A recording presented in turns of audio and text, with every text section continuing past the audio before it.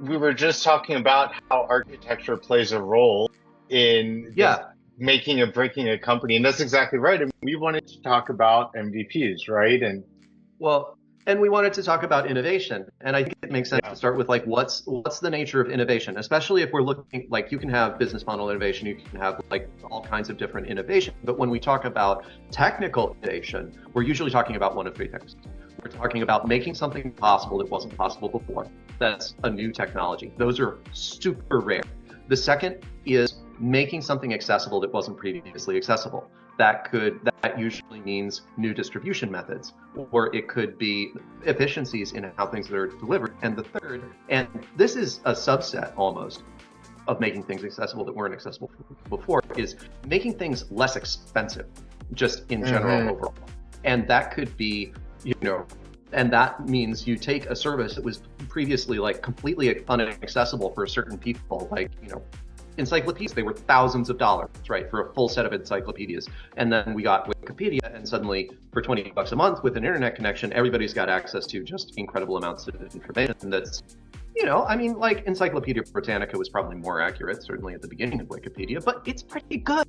And so so you're making something accessible at a much lower cost of entry than what it was before. So then if you're looking at architecture, you either have something completely new, and then you have the question of, okay, it's new and people want it. How much are they going to be willing to pay for it? And can we afford to give them that service at that price point, right? So that's always the problem with new things. Is like, okay, how expensive is it to do, and who can afford it? And we get into changes in architecture that can bring down the price and give you a larger addressable market. And then once you have the category established, then you're going to be facing competition from other people who are looking at that and going, I can do it cheaper, or I can do it better.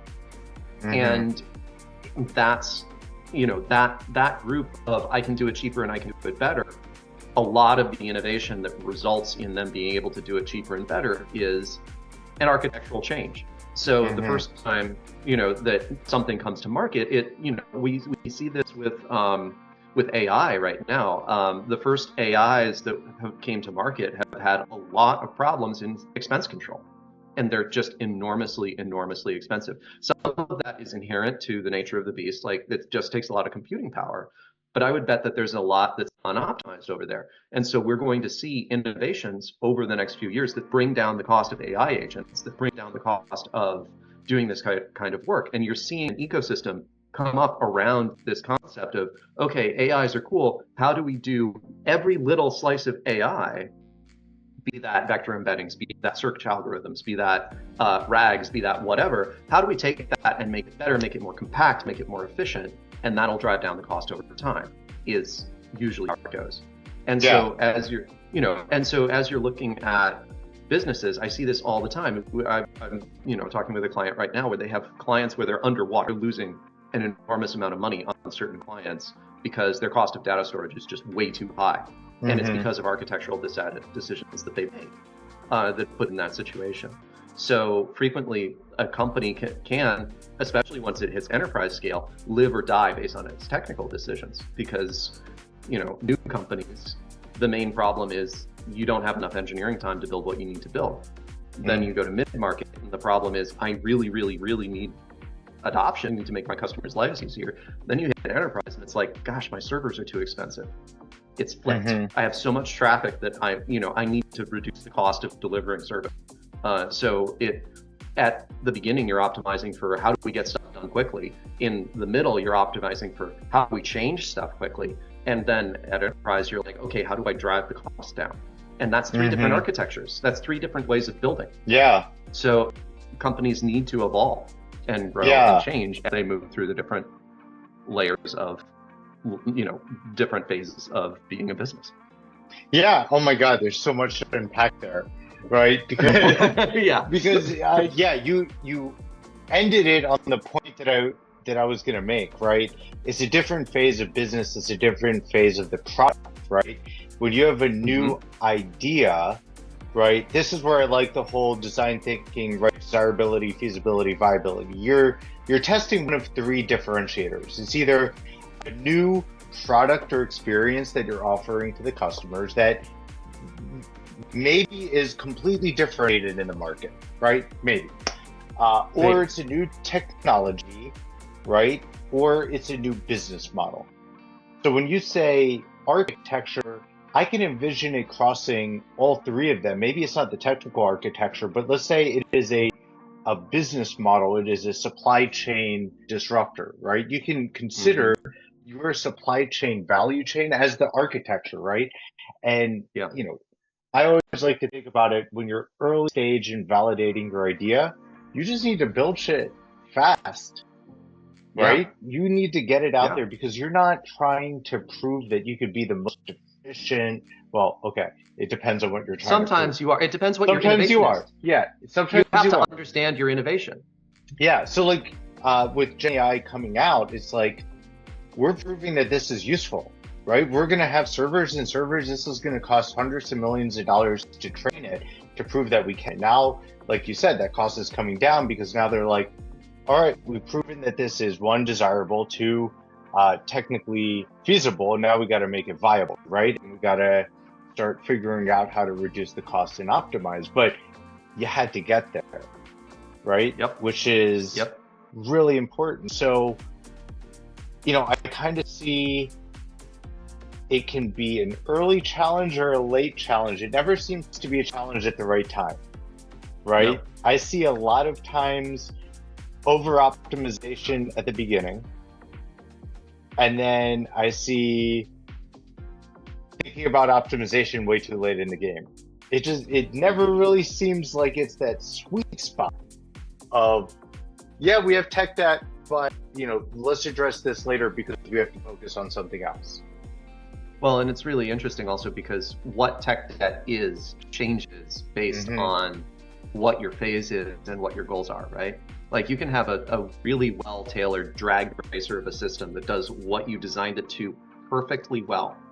And the moment you decide that you need to go over here instead of there, and you need a more flexible system, now that entire system is technical debt because it's optimized to do one thing really, really well. That's a well-designed system. It's awesome at what it does, but it's not what you need it to do now. And your business just changed. So there's a really interesting, you know, problem that businesses run into, especially startups, where you know, they start thinking that they're going to do one thing, and then at a certain point in their growth, they have to go do something else. And so the, you know, frequently the what were good decisions become their technical debt.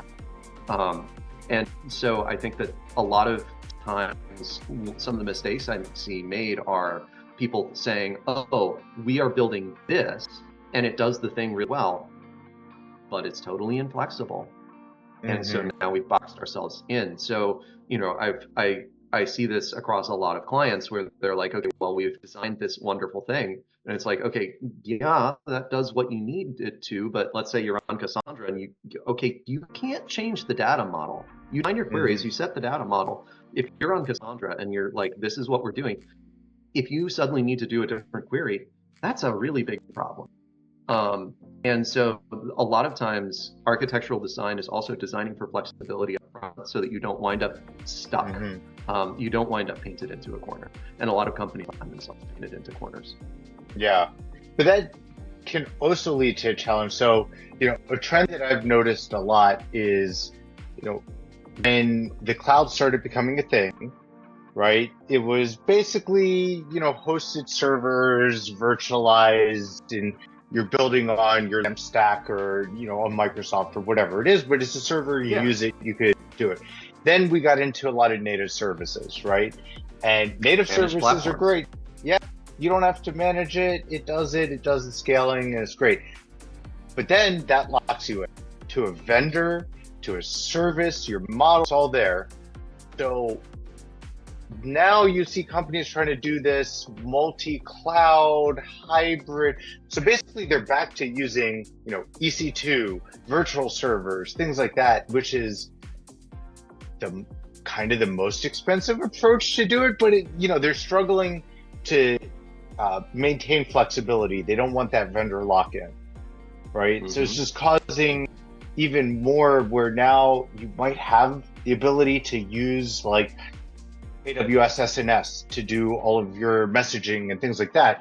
But instead you're building Using your own RabbitMQ. solution, or and now you're hosting that, and it's like, okay, well, you kind of miss out. So what approaches have you seen, or do you use to kind of balance that, avoid the lock-in, but also don't rebuild the car from scratch? One of the things that most people miss is there are libraries that allow you to talk to multiple services, right? I mean, if you're looking at, okay, am I going to use SQS? Am I going to use RedSQ? Am I going to use RabbitMQ? Switching between them is not hard. There are libraries that will help you do that in most programming languages. So at a certain point, you have to start thinking about things as, yep, it's a queue, or yep, it's a messaging distribution system. It's a routing engine. Yes, it's this. Like, think about, like, a lot of folks get too into, hey, this specific technology. What you're actually looking at is, I need this class of thing over here. So if you're using Redshift, and then you want to go to, whatever the Google BigQuery, those two things fill a very similar need, right? And same thing with RabbitMQ, Kafka, SQS, Kinesis. There are all of these things that, once you get to a certain level of scale, there are meaningful differences between them. But at the scale that most companies operate, it's not that meaningful. And so a lot of times when you're thinking about multi-cloud, it's less about, okay, we need to put I generally think it's less about, we need to put everything onto the same minimum footprint, which is like EC2 or whatever your managed server is, and a lot of, okay, well, could we use SNS over here, and could we use another message distribution system when that's not available? And I think you see challenges when people are trying to do both their own cloud-hosted environment and then deploying in private clouds.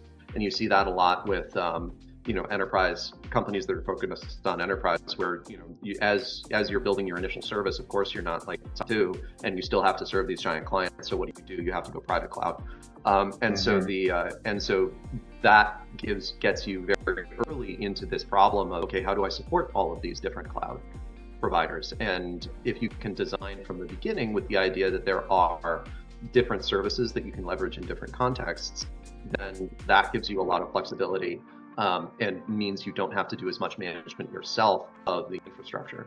And because it's almost certainly easy to build support for a second type of message queue than it is to build the staff to manage the message queue. So it still makes sense to leverage hosted versions wherever you can, and then just try and use whatever is native to that cloud. Yeah, it's all about the abstraction, and maybe, it's part of, you have to bring the abstraction up a little bit, right? You don't need to abstract at the bare metal level. You need to consider it as, here's the functionality. You need a message queue. You need a way to send emails. You need a way to do, authentication, right? And then that has to be abstracted for your application, or maybe organization, or maybe within the company, to have some sort of standardized microservice that manages it behind the scene. But of course, then this becomes a whole big undertaking in it of itself to get there. And that's kind of, one of the pillars that Amazon was founded on is, microservices, right? Use microservices. You don't rebuild. And I think at the time that was really disruptive. Now it's maybe disruptive for the wrong reason a little bit. Yeah, I definitely run into startups who are saying, yeah, we're just starting to build our MVP, we're going microservices. Probably not the right call. I think that microservices are great when you have teams. Because with microservices, you get a bunch of overhead with communication, and you get a bunch of deployment complexity. But what microservices allow you to do is disaggregate functionality and hand different pieces to different teams and give different people responsibility in a really clear manner. And so they're really, really effective once you have a team size that's large enough where you're starting to step on each other's toes. But if it's like 3 developers in a garage, build a monolith. Like, come on, just like get it out there. Build one thing that does the thing and go see if you have product market fit. Exactly. And that's what I was talking about, that over optimization at the beginning of it. And that's why I think it's really important. We use MVP a lot, but really there's MVP, MFP, MDP, right? Your minimum viable product. So, oh, you know what I said? DP, so delightful. That's an Amazon thing, but viable, feasible, lovable, and it all comes down to what is your differentiator? Is it technology, a business model, or an experience? And part of what I have been helping teams with for years now is we need to identify what the differentiator is, and just that's the only thing that matters. It's wild how many like get way down the product, like the development cycle, and have just an enormous amount of money onto something that they haven't sufficiently tested. And like that's why they say, you know, not getting out of the building is seriously the biggest mistake that you can make, because like your engineering team they're only effective if they're building something people want. If they're building something nobody wants, then you're just burning a bunch of money. They're wasting their time. It's a bad outcome. And that's how most startups fail, is they build something nobody wants. And the engineers like to engineer. Yeah. I mean, that's fine. That's what engineers do. Yeah, that's your job. I mean, like, until you get to the point of leading a team, you generally are not in the position of having to turn to somebody and be like, are we sure people want this? Like engineering organizations are pretty hierarchical, and at the end of the day, like, you're responsible for delivery. And if you're a line engineer, you're there to do it, to get it done. And if you have to have some product input, like, wow, that's amazing, that's super rare. And I think one of the really interesting ways that we've developed is this split between product and engineering. Like, I think that historically has not been the case in software development. Like, when back in the day when we were all building software, it was the people building it were the ones sitting down with users, and the engineers were the ones actually having the interaction. And I don't know when this split came about, but I'm not entirely sure it's healthy. I don't think so.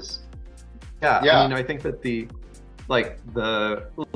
I hear stories from my friends about, the hackathon came around and we won the hackathon. How did you win the hackathon? We fixed the number one bug that everybody from CS was complaining about. That's all you did, is you finally had the freedom to do something, and you went and you did something to make your users happy. And so that to me is like a really common hallmark I see of like dysfunctional product organizations, dysfunctional engineering organizations, where they're not able to actually prioritize the things that their customers need and want and are willing to buy. Yeah, exactly. I watch a great video. It's actually, I think, one of the top 5 videos on the playlist that I maintain on product development and acceleration. But the guy, one of his main points is velocity, and velocity is not speed. No. Right? Velocity, which is what all of us, any executive, any manager who's leading a team and they come across agile, they're like, velocity, we got to report velocity. So, they commit kind of the major sins of agile is, they're only measuring velocity. They're measuring velocity the same way across teams, and they're considering velocity as a measure of progress. But he's like velocity, just think about velocity. Velocity as a formula equals just direction over speed, right? Or direction times speed. You have to have a direction. People keep measuring the velocity without asking, does this meet the requirement of the customer? Does this fulfill their need? And they're like, hey, we closed 100 story points. Okay, how many of them were approved? How many of them did somebody go out and actually get tangible, actionable feedback from a user? I could close 100 story points, whatever. You accomplished nothing. The, the one that gets me is when you walk into an organization and they have like, I don't know, they've got, the standard engineering pod of 7 people, and they've got like eight or more level 1 priority items. Like this, I see this all the time. It's like, and it's usually even more out of whack than that. It's like I have 3 software engineers and we have 32 P0s. Mm-hmm. And no stack rank. So it's like, of course, I mean, yeah, you can show velocity. You can even show velocity on whatever's theoretically important. But is the number one question that I'm always asking is like, is the most important thing being worked on? Do we know what it is, and is it being worked on? And quite frequently, the answer is no and no. And so a lot of times, what I wind up doing as a leader, as I'm coming into organizations, is saying, what is the most important thing? Well, I have this big list. I'm like, no, what is the most important thing? There can only be one at any given time. And I think that a lot of folks use the prioritization rubrics that we've come up with as a way to avoid making decisions and avoid doing the research necessary to drive the right decision making that leads to the positive outcomes for the organization. And so I go into these organizations, and I also usually find that they're missing monitoring, they're missing metrics, they're missing the data, the data that needs to be coming in, and they're not sitting down with customers.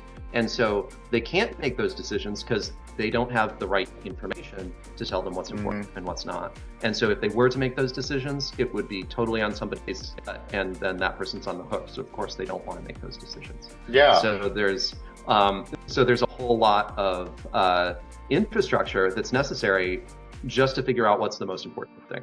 Yeah. And investing in that infrastructure is frequently more important than actually doing anything. It's like, well, if you don't know which direction you should be going, go figure that out first. Invest in the infrastructure, invest in the monitoring, invest in the, let your vendors go and stare at code. Let them go, do the actually more open-ended work of figuring out what the system challenges are. And then you can go address that. But if you don't know the basics of where your system is succeeding and failing, then you can't go do that. That's from the system's perspective, and the same thing is true about customers. Yeah. Yeah, I think what you highlight also showcases a broader systematic culture issue, right? Yeah. If you're looking at it and you have all of these players and decision makers who are all throwing in their opinion, but they're not making decisions, right? They're putting matrices in and trying to figure out, they're trying to predict a future based on no feedback with no clear final decider. It kind of it showcases that it's not really a safe environment to make decisions, right? It's like a lot of, structurally what you're doing is you're spreading the responsibility layer so thin that nobody is held accountable for making that decision. They can all say, oh, based on the data that I got from these 5 places, this is, and they can point fingers from one place to another. This actually came up in a previous chat, and it occurred to me, it's like you come into the situation where there's a lot of red tape, a lot of processes built on processes, and you just have to ask, who hurt you? Right? Yes. Because that's what you're solving for. There was a problem that somebody was blamed for, something happened, so a policy was created to remove the responsibility and accountability to the next level or to the next group. And eventually it's just layered on as layers of a protective onion, right? So we could, but yet somehow it doesn't feel like it ever protects the core. Maybe it's like an inside-out onion. Yeah, it's a really great way to waste an enormous amount of time and get nothing done. Engineering teams are all about the process a lot of times, and there are, I think, with engineering, some processes make sense. We do really complicated stuff. You shouldn't just go YOLO in production when 3 million people are going to be looking at that page in the next hour. You should probably CrowdStrike. Yes, there we are. But some process is necessary, but I think what you're talking about is process that exists without a clear purpose in mind that supports the business. It's really easy to say, yeah, we need to test everything in staging. We need to have unit tests. Like, this clearly supports the goal of don't break production. Production's really important. But then look at the business. How many customers do you have? If you're a pre-money startup and you don't have customers, why do you care if you break production? Build the thing. Take the process out, just build the thing. Get it out there. And same thing with later stage companies that are running an experiment that, only a tiny little section of people are going to look at. Like, break that little thing. Don't break anything else, but, give yourself the freedom to go and do that and try stuff. But so that's where the architecture microservices help, because then it shields other parts from breaking, right? That's the theory. That's the theory. But there are reasons that certain rules have to be in place. So I don't want to just say like, hey, all policies are bad and get rid of it. But at the same point, especially the larger, more established companies, they have a reputation and a brand to protect. Right. That said, yes, and that, are there other ways to experiment rapidly while separating yourself a little bit from the overarching brand? And I've seen companies do this successfully. They spin off a venture group and they call themselves XYZ Ventures. It's like, oh yeah, that came from Ventures. Like, we get it, right? Or they build a skunk works, or they build another company and put people in it. Like, there's so many interesting models that if you have the right stakeholders and the right motivation, you can now solve for that challenge. You can solve for the IT challenge. You can solve for so many things. You just have to get creative and say, what can I do here? What do I need to take outside? Yeah, that's totally true. I mean, most of my experience is in small startups, and so a lot of the problems of larger businesses around process overflow and stuff like that, when I see it, it tends to be in the context of a small company, because that's most of who I work with. And the fascinating part there is it's usually some form of cargo culting. It's like, oh, this is how Amazon did it. Oh, this is how Facebook did it. Oh, this is how insert a company here did it. And this is why I see a lot of former directors of engineering from large companies fail as they transition into a startup environment, because they're used to existing in this highly supported universe with very clear processes and procedures for getting things done. And then you go into a startup and it's all about move as fast as you can, work on the most important thing, and get it out the door. And you see them struggle and try and take that on and try and take that in. If you spend too much time in an environment that moves really, really slowly, getting dumped into a startup winds up being this really, really shocking experience. And a lot of people don't have very much fun and they go right back. And which is, I think we see people gravitate sort of to one direction or the other. You don't see a lot of folks going back and forth between really small startups and really big companies. You see people tend to start in a startup and then it gets to a certain level and they're like, I'm not having any fun anymore. I'm going to go to the next one. And so there's definitely this split in the industry between folks who are working at the big companies and doing incredible work there, and people who are working at small companies and doing incredible work there. And it's all, it's a matter of culture, and it's a matter of what fits your personality better. It's not one is better than the other. It's just different. Yeah. I always joke about where I see myself as I'm done with a project. Like, it is no longer fitting what I find that I'm best at, right? I'm really good at the 0 to 1, getting things started. And then, I've done a lot where we've launched a product and then it begins to mature. And something that I tend to see, and this is a very specific example, but it can kind of be stretched out to, a larger example. The first time I see an update, an app update hit the store where it says fresh new look, updated icon, I'm done. I'm out. That's it. Yeah. Because I've seen what it takes to get to a level where that's approved. And when that becomes a win, that we got a new icon out, the innovation is done. Like it just, Yes. it just, that's it. I'm going to pick on Spotify a little bit because there's a lot of articles that talk about Spotify squads and how they're organized and, keep working. But then that kind of quieted down. And once it quieted down, one of the things I noticed, the heart icon, you like it, change from a heart to a plus, to heart to a plus, to the left side, to the right side.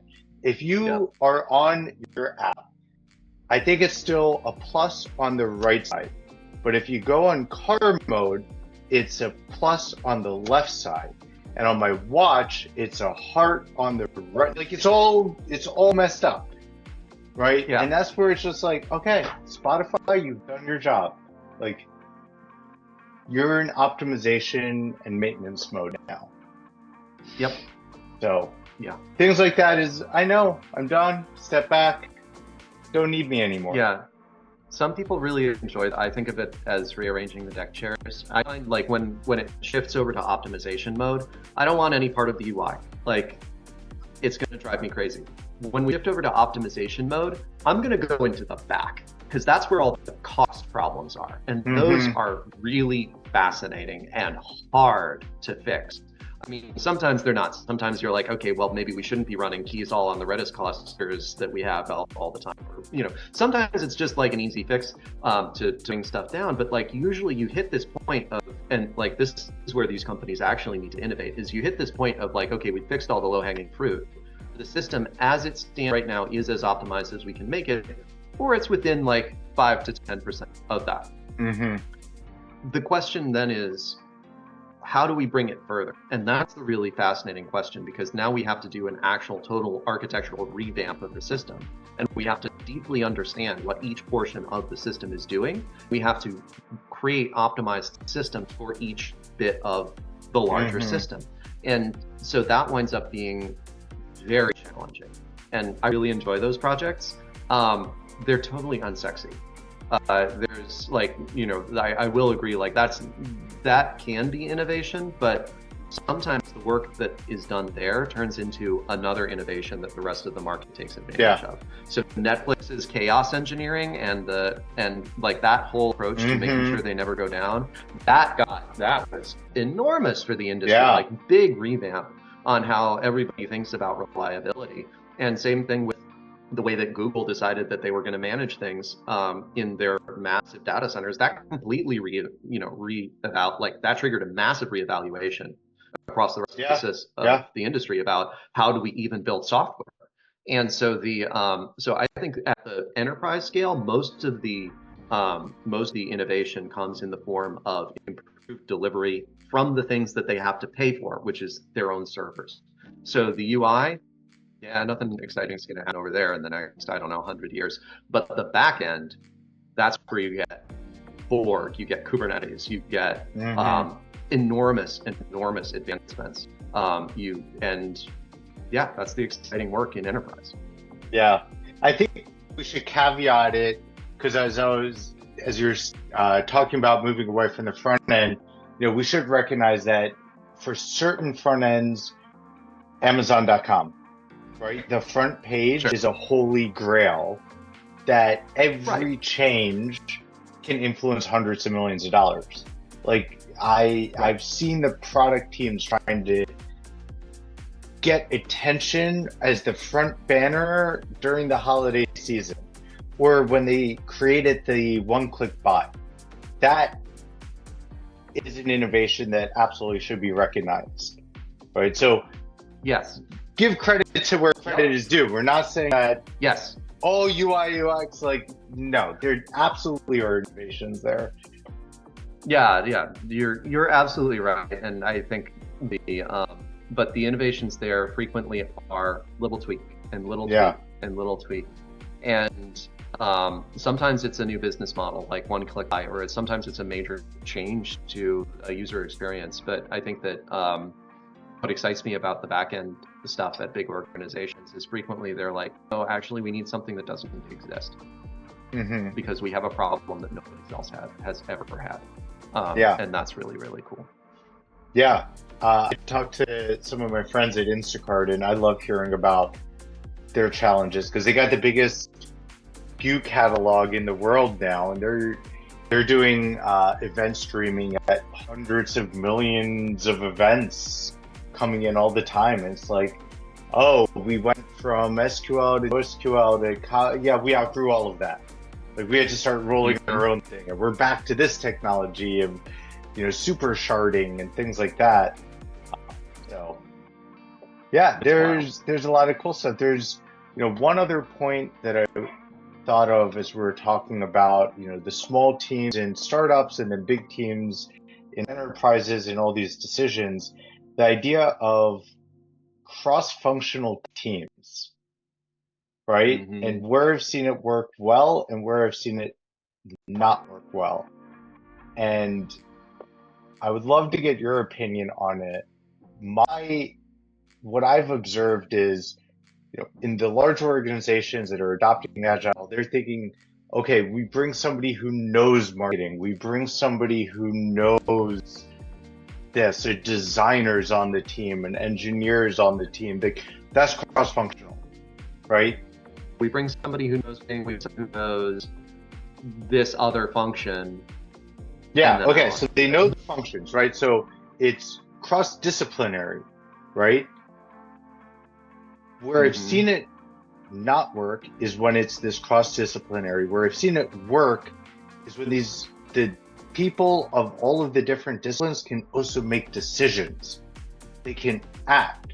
So I was part of a healthcare life sciences project. We were able to get in several weeks something out to the market to test an idea, to test a brand. The only way we were able to do it, our legal teammate could make legal decisions. Our branding and marketing teammate was part of the decision process. Like when we said, okay, we need to write content, they brought the approved content vendor, approved it. So yeah, interested in what you're seeing like as the differentiator to what makes a good cross-functional team and a less good. I'm not going to say bad, but a less efficient.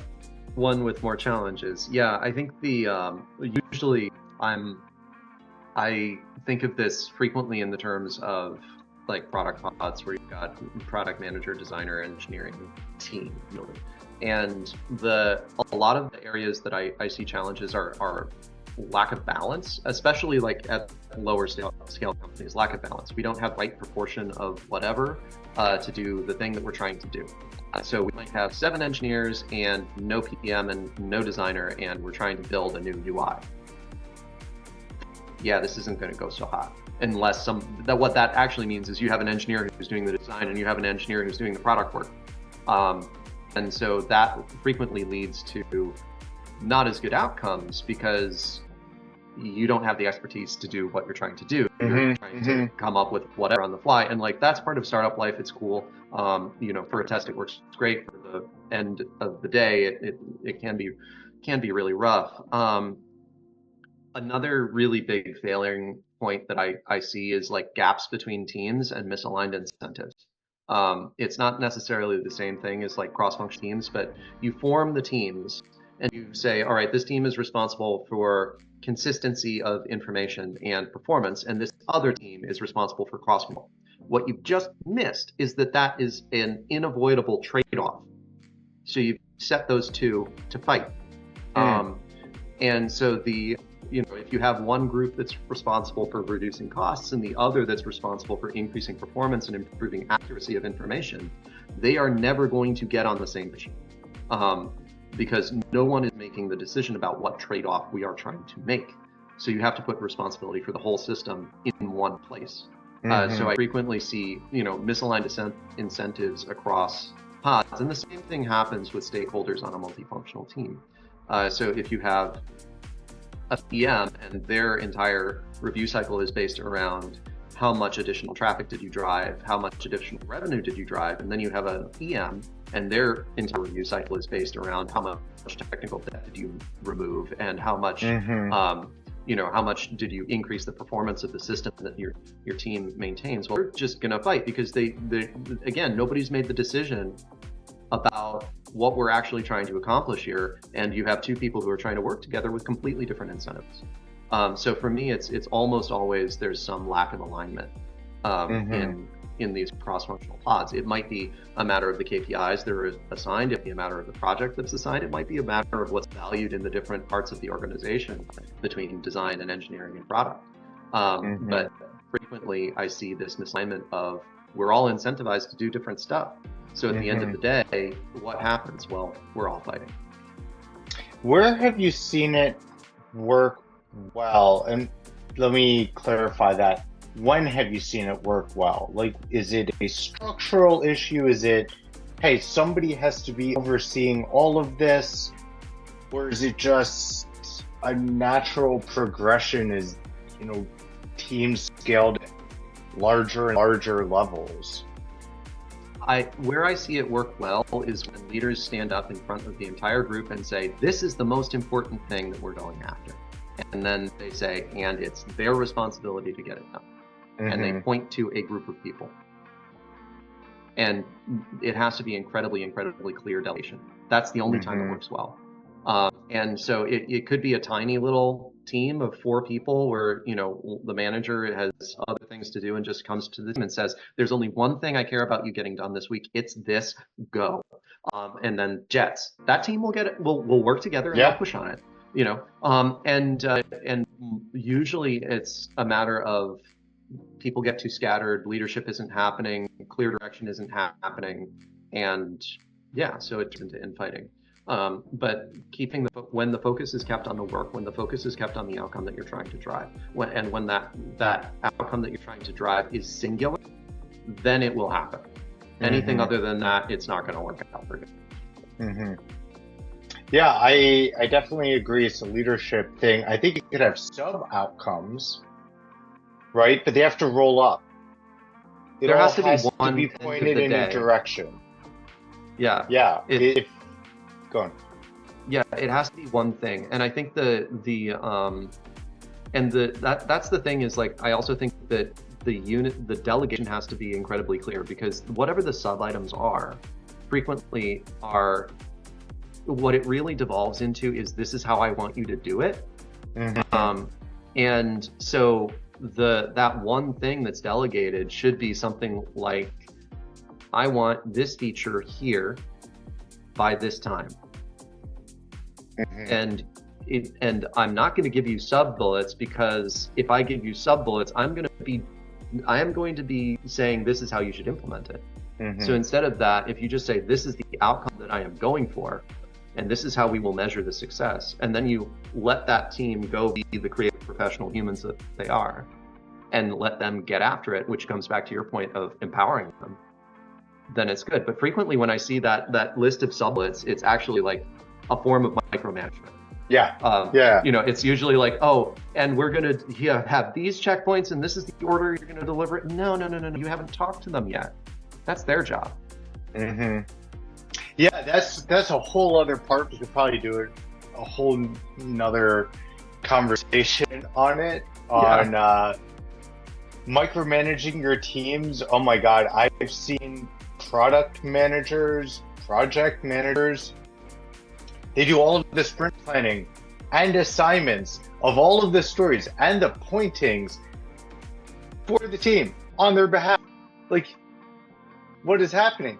But I want to focus more on the leadership theme. This is something for, I think, 2 out of the 6 years I was at Accenture, they pushed really hard on this, and I loved it. It was, your priorities should always roll up to your superior, your leaders, right? Right. And if your leaders haven't published their priorities in this tool, it is your job to push them. So I remember the 1 year my managing director did not set their priorities, and their senior managing director did not send theirs. Well, guess who got an email with the entire group CC'd on it saying, I'm setting my priorities and I would love to know when you're going to publish yours. And they got it published. Like, you're just holding leadership accountable, right? Because you need them to lead. And if they are uncomfortable making the decision, then we need to know why. What data do they not have to let them or enable them to be comfortable setting a direction? Right. So let's get them the data. Let's find out how to support them so that we know that we're all running in the same path.